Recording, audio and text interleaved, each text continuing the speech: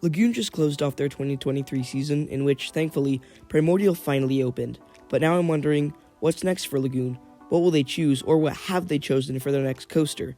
Today, we'll be discussing some coasters I think are somewhat likely to be built at Lagoon, and some that I don't think are likely, but what I would like to see in no particular order.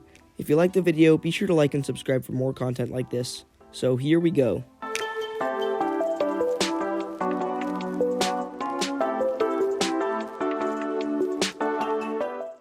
Before we get started, I wanted to talk about a rumor that I heard at my work regarding this topic. This rumor said that Lagoon's next major ride would not be a roller coaster and instead would be a dark ride. Now, here are the two reasons why this will not happen. One, Lagoon already has Terror Ride and Dracula's Castle, which are two mediocre dark rides, and Primordial, which is a great roller coaster dark ride hybrid. Another dark ride would just be pointless. And two, even if the next major attraction were a dark ride, it would be repetitive, as Primordial was Lagoon's last major ride. That is why it won't be a dark ride, but now let's move on to coaster predictions. The first time I seriously thought about what Lagoon could do for their next major coaster, I thought that Lagoon could probably take a break from building coasters themselves and instead reach out to another manufacturer to do it for them. I came up with the idea for a Gravity Group Woody in the place of the log flume in Pioneer Village, which, now that I think of it, is probably the most plausible on this list. The log flume closed permanently in 2022, kind of out of nowhere, and now I have this plot of land that we could put a coaster in. Here are the reasons why this coaster model would work perfectly, especially for this plot of land. Firstly, it's cheap. After Primordial, which costed Lagoon almost $55 million, Lagoon might want something more affordable for their next coaster. Gravity Group coasters are just that. Second, it's small. Gravity Group, and Lagoon for that matter, don't need a lot of space to build a banger coaster. Lagoon built a hyper coaster in a small footprint with Cannibal, and Gravity Group can build airtime machines with hardly any room or height, like Oscar's Wacky Taxi.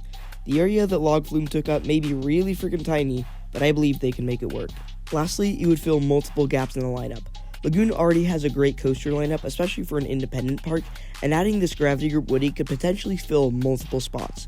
Lagoon doesn't really have an airtime machine, and this would be airtime packed as all Gravity Groups are. Also, their only Woody is over 100 years old.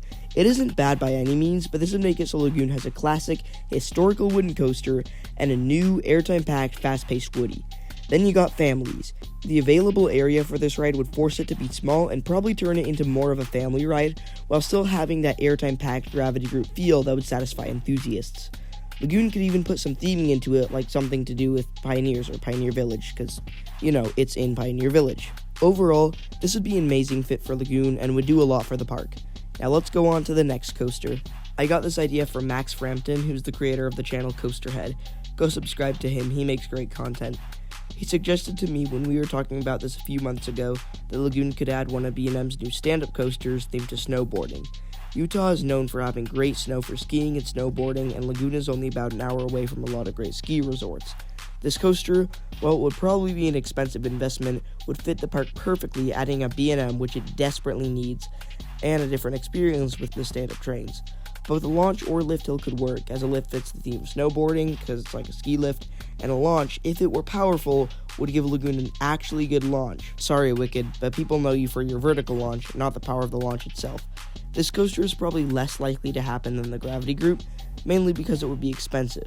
However, I think it would still do just as much for the park. The next coaster we have on my Lagoon wish list is an RMC Raptor. This probably has the same likelihood to happen as the stand-up coaster, but it has a lot of the same reasons to be built as the Gravity Group. These are violent ejector machines that can be packed into a small plot of land. This could even be a smaller project, while Lagoon plans and builds something bigger to keep attendance up and to satisfy the enthusiasts. It would also be cheaper, since those don't have to be big to be good, and RMC Raptors have a good price. If Lagoon went with this, it would be amazing, because, as mentioned before, Lagoon doesn't really have something focusing on aggressive airtime. Plus, an RMC at my home park is something I've always dreamed about. If you made it this far, it means you've enjoyed the video, so why not subscribe? I make a lot of content like this, and I'm trying to get to the point where I can make money to pay for more trips to parks, to make more content, to make more money to pay for trips to parks.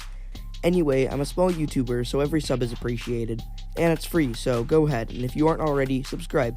It benefits you because I have a bunch of great videos in the works, and it benefits me because I get more subscribers. Now, back to the video. I literally thought of this coaster as I was making this video, a new Vekoma. More specifically, one of the new boomerangs like the one they're building at Six Flags Great Adventure. Vekoma used to be really bad, and when I say really bad, I mean really, really bad. But now they're building amazing looking coasters in Europe and Disney parks, and if you've seen Coastoon's newest video, you know that S&S could probably do it, but Lagoon and S&S don't have the greatest relationship. Overall, I don't really know if this is very likely or not, so I can't say if this is something that could actually happen or something that I just want to see. The last coaster I have on my list is a ground-up, full-scale RMC hybrid. This coaster isn't what I think will probably be built, but just something that would be cool to see. While the Raptor coasters are great and probably a better fit for this park, they're also short and sometimes have slow operations. If Lagoon decided to spend more money and choose this instead of a Raptor, it would give them something that could turn Lagoon into a top-tier park. Well, I don't know about top-tier, but you know, on the way to one of those parks. Anyway, these coasters are great every time, loaded with airtime, good inversions, and a nice variety of forces. Not only would this drive attendance up, but it would give Lagoon possibly one of the best 1-2 punches in the world. Just imagine a park with Cannibal, a hypercoaster with a 116-degree beyond vertical drop, and something like Air Force One. Now that I think of it, Fun Spot Atlanta, a park definitely smaller than Lagoon, built that. Maybe this isn't completely out of the question, but I wouldn't count on it. Whatever Lagoon builds, it won't be something big and expensive, but probably something smaller and cheaper. Hopefully Lagoon decides to go with something airtime packed. Those were some of the coasters that could be added, and ones that are probably not going to get added, but what I would like to see. If there's a coaster you think could be built at Lagoon, tell me in the comments. I would love to see your ideas. Thanks for watching, and I will see you all next time.